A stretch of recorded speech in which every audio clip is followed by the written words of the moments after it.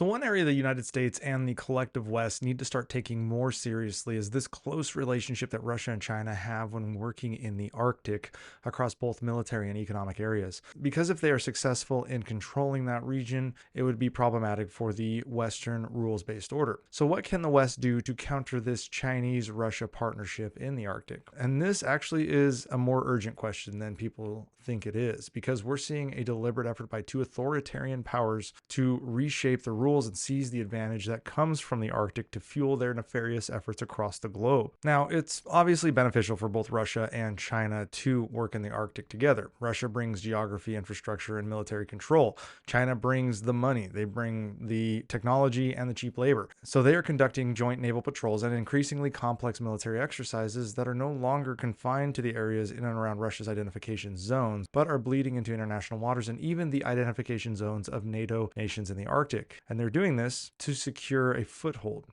Now, they're also showing an interest in undersea operations, including, as we've seen, conducting attacks on data cables and critical infrastructure that sit undersea in that region. Now, the North Sea is a vital trade corridor that could rival the Suez Canal, and China sees it as a central leg of its own so-called Polar Silk Road. Now, because Moscow has been cut off from much of the wealthy world by sanctions, they're inviting Chinese investment to build out this route. Now, China is obviously eager to bypass choke points controlled by the US and its allies in places like the Persian Gulf and Central America, and sees this northern route as a strategic lifeline for the future.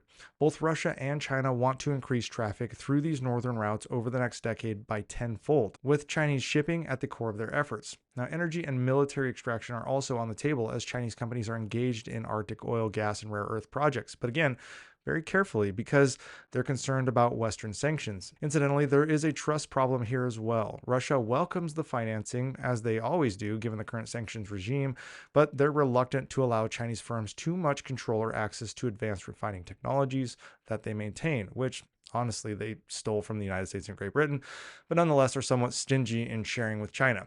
As we've seen in the past with the Lake Baikal incident, the Russian population is very sensitive about Chinese harvesting of their resources. And thus, even though there is this climate of mutual dependence, but let's be honest, it's really more Russia depending on China, Russia is still quite protective of its Arctic sovereignty. Even without Russia, though, China is expanding its presence in the Arctic. They have secured observer status in the Arctic Council and are building various polar research stations. Scientific cooperation between China and Russia, as well as other countries, is somewhat of a quiet tool for them to influence operations in the Arctic. But even in this arena, Russia has resisted any international conglomerates or frameworks that would dilute their control over Arctic territories. So make no mistake, this relationship between China and Russia is purely transactional, as with pretty much all relationships that China and Russia have. Russia wants Chinese money, but not Chinese dominance. China wants Arctic access, but not at the cost of alienating Western trade partners or overcommitting to an increasingly unstable Russia, which honestly is a pot calling the kettle black situation. But still, it's the calculus China is analyzing right now. So what can the US and NATO do?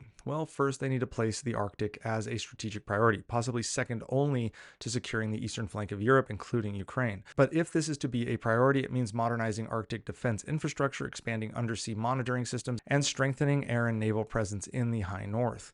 It also means shoring up relationships with Nordic allies, including Norway, Iceland, Greenland, Denmark, and Canada, whose territories and maritime zones will be critical to maintaining regional access. So basically, we probably shouldn't be picking fights with these people in the short term. Intelligence sharing is also critical, as well as joint exercises that should focus more on undersea threats and hybrid capabilities that China and Russia bring to the table, especially, again, with this disruption of data cables and Nordic offshore infrastructure. Now, second of all, the US and its allies need to start out competing China economically in the region. This means increasing investment in Arctic ports, telecommunications, and research facilities while blocking or scrutinizing Chinese involvement in critical infrastructure projects that pop up near Western borders.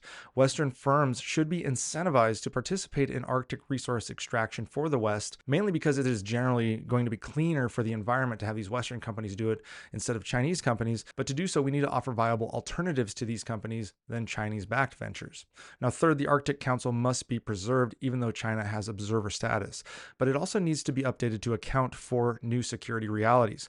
Western nations should push for binding agreements on military transparency, hybrid corporate activity limitations, and environmental safeguards. China and Russia want to blur the lines between civilian and military operations, especially with these cable cutting events that we've seen. They've used civilian ships to damage European infrastructure, which is technically a military operation. Now, this is one of those situations where we can actually see what is going to happen here. It's just a matter of having the will to act. China and Russia's cooperation in the Arctic is still in its infancy, but it is quickly evolving. We have a very small window to influence what happens in the Arctic. However, we don't need to panic, but we do need to improve our operations and increase our presence through forward deployments, economic engagement, and active rule setting using the tools we already have, while also creating some new ones, as I've mentioned.